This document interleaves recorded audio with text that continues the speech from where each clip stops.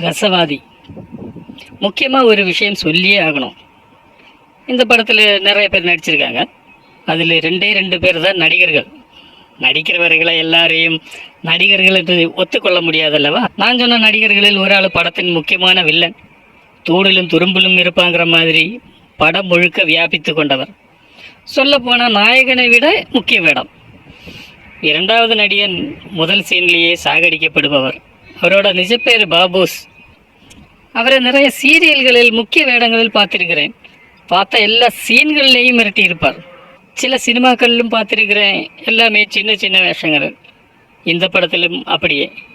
ஒத்த சீன்னாலும் டயலாக் டெலிவரியில் வேரியேஷனால் நமது கவனத்தை ஈர்ப்பார். தமிழ் சினிமா இவரை மாதிரி நல்ல நடிகர்களை சரியாக பயன்படுத்தாமல் இருப்பது வருத்தப்பட வைக்குது. சினிமா உலகமும் இதற்கு ஒரு நாள் வருந்தத்தான் போகிறது. சினிமாவை பற்றி பெருசாக சொல்ல ஒன்றும் இல்லை.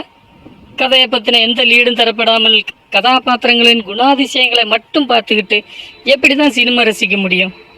கதை சொல்லுங்கடா என்று கதற வேண்டி இருக்கு. அப்போ கூட சொல்ல மாட்டேங்கிறாங்க.